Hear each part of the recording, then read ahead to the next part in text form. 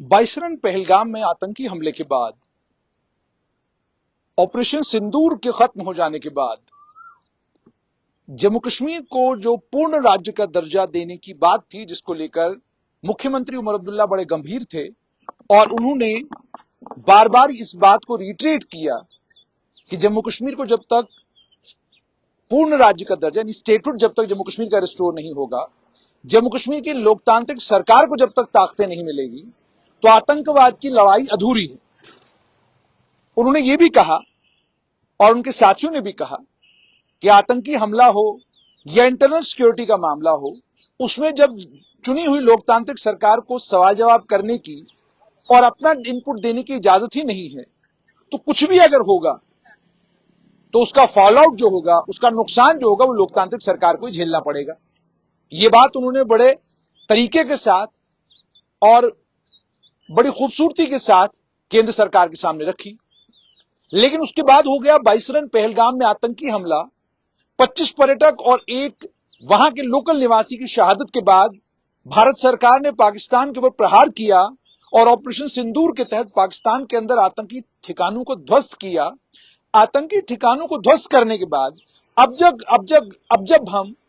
जो राजनीतिक विशेषज्ञ हैं उनसे बात करते हैं, तो वो राजनीतिक विशेषज्ञ ये बात बिल्कुल साफ तौर पर कहते हैं कि अब केंद्र सरकार के लिए जम्मू कश्मीर को पूर्ण राज्य का दर्जा देना, या जिसको रिस्टोरेशन ऑफ स्टेटहुड कहते हैं, वो जरा मुश्किल काम है।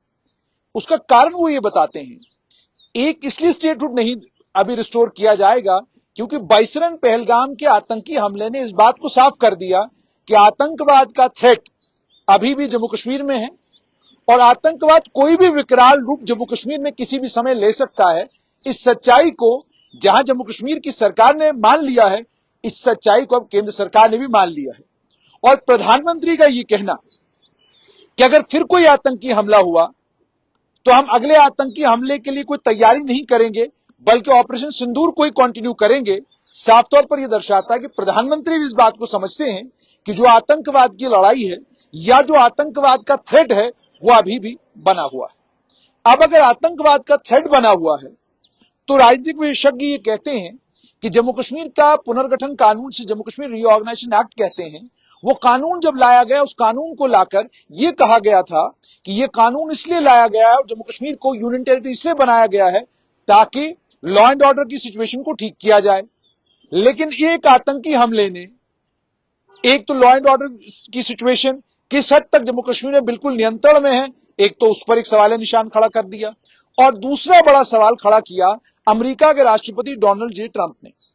सरकार कितना ही कहे कि डोनाल्ड जे ट्रंप का यह कहना कि वो कश्मीर के मसले को भारत और पाकिस्तान के बीच में मसला मानते हैं और वो हल कराने के लिए पूरी कोशिश करेंगे, भारत सरकार ने साफ किया कि पाकिस्तान के साथ बातचीत होगी तो केवल और केवल आतंकवाद को लेकर और पाकिस्तान के कब्जे वाले जम्मू कश्मीर को लेकर, और किसी मुद्दे पर पाकिस्तान के साथ कोई बातचीत, किसी किस्म की कोई वार्ता नहीं होगी। ये बात तो केंद्र सरकार ने साफ कर दी। लेकिन जहां केंद्र सरकार ये कह रही है कि कश्मीर के ऊपर बात नहीं होगी, वहीं यह भी समझना होगा कि जब अमेरिका के राष्ट्रपति डोनाल्ड ट्रंप कहते हैं कश्मीर मुद्दा है, तो इसका मतलब यह है कि कल जब यूरोप जाएंगे तो वहां पर भी कश्मीर को लेकर बात होगी, जर्मनी जाएंगे वहां पर भी कश्मीर को लेकर बात होगी, अन्य जिस भी विदेशी या वेस्टर्न प्लेटफॉर्म पर जाएंगे तो हर जगह कश्मीर को लेकर बात होगी। क्योंकि ट्रंप हो या कोई और किसी देश का राष्ट्रपति हो या प्रधानमंत्री हो, ट्रंप के बोलने के बाद अब उनको भी पता चला कि भारत और पाकिस्तान के बीच में कश्मीर नाम की भी कोई परेशानी है जिसको रिजॉल्व करना बाकी है। और ट्रंप के कहने का यह भी मतलब कि इंटरनेशनल हेडलाइंस बनती हैं। अमेरिका के राष्ट्रपति जब ये कहें कि मैं मीडिएटर हूं पाकिस्तान और भारत के बीच में बातचीत का और मैंने शांति करवाई, वरना दोनों देश एक दूसरे के ऊपर न्यूक्लियर बम फेंकने वाले थे, जब अमेरिका का राष्ट्रपति ये कहे तो विश्व के हर एक देश में ये बात चली जाती है, क्योंकि ये खबर फिर सिर्फ अमेरिका के फ्रंट पेज की खबर नहीं होती, ये लगभग सभी देशों के पहले पन्ने की खबर बनती है। अब इन सभी परिस्थितियों के बीच में जम्मू कश्मीर को स्टेटहुड देने का मतलब साफ तौर पर यह हो गया कि आप ये मानते हैं आतंकवाद एक थ्रेट नहीं है, जो कि थ्रेट है आपके सामने है, और दूसरा ये कि कश्मीर को इंटरनेशनलाइज इस एक आतंकी हमले ने कर दिया, वो सच्चाई भी अब सामने आ चुकी है। अब जाहिर सी बात है सरकार का यहां से आगे काम जरा मुश्किल है। मुश्किल काम यह है, एक तो पर्यटक जब तक घाटी वापस नहीं आएगा, सामान्य घाटी लगेगी नहीं, खाली खाली घाटी में साफ तौर पर लगेगा कि अभी हालात सामान्य नहीं है। तो पहले तो घाटी के हालात को सामान्य करना है, पर्यटक वापस लौटना चाहिए। उसके बाद बाबा बर्फानी की अमरनाथ यात्रा आने वाली है, अमरनाथ यात्रा भी सकुशल खत्म हो जानी चाहिए और अमरनाथ यात्रा में भी बड़े पैमाने पर बड़े नंबर में यात्रु आना चाहिए। उस चीज को भारत सरकार को सुनिश्चित करना है और विश्वास दिलाना है पूरे देश के लोगों को कि घाटी बिल्कुल सुरक्षित है और जो आतंकियों ने किया उसकी सजा के बाद अब आतंकियों में या उनके आकाओं में ये ताकत, ये हिम्मत बची नहीं है कि वो दोबारा इस तरह का कोई कृत्य कर सके या दोबारा इस तरह की कोई भी हरकत भारत के अंदर कर सके। खौफ और दहशत हमने इतनी पाकिस्तान के अंदर पैदा की है। अब इन परिस्थितियों में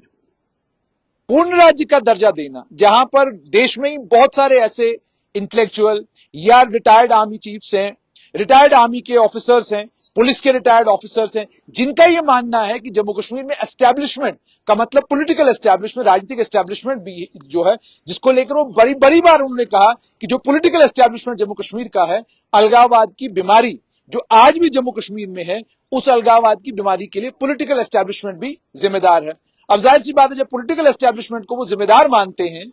तो पॉलिटिकल एस्टैब्लिशमेंट को जम्मू कश्मीर की इंस्टेबिलिटी के लिए, जम्मू कश्मीर के राजनीतिक माहौल के लिए मानना कि वो जिम्मेदार हैं, साफ तौर पर यह बिल्कुल साफ कर देता है कि इन परिस्थितियों में, इन हालात में जम्मू कश्मीर को पूर्ण राज्य का दर्जा देने के बारे में अगर केंद्र सरकार सोचेगी भी तो फिलहाल यह फैसला नहीं ले पाएगी। वैसे ही एक तो सेंसस होना है,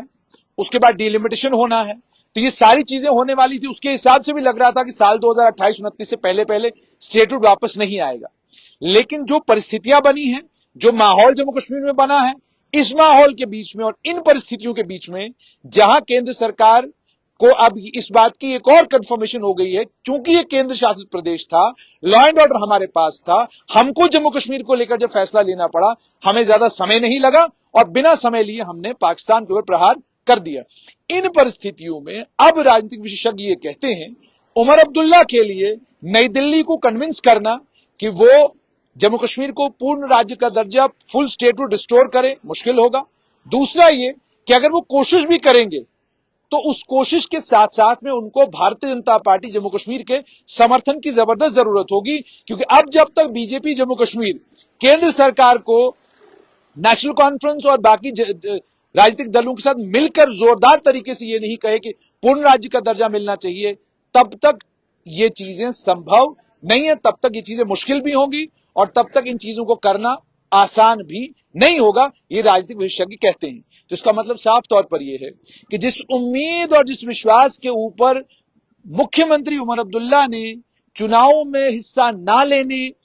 का फैसला अपना बदल के चुनाव में हिस्सा लिया था, जम्मू कश्मीर श्रीनगर म्युनिसिपल कॉर्पोरेशन के मेयर जुनैद आजम मट्टू ने जो बात कही थी, एक समय आएगा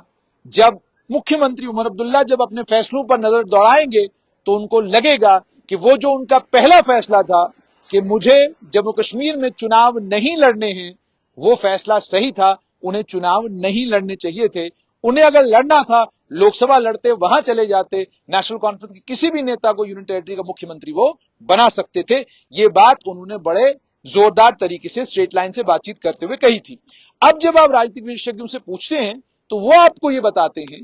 कि 22 रन पहलगाम के बाद और ऑपरेशन सिंदूर के कंटिन्यू होने के बाद संभावनाएं यही हैं कि जम्मू कश्मीर को पूर्ण राज्य का दर्जा यानी स्टेटहुड मिलना जरा मुश्किल है।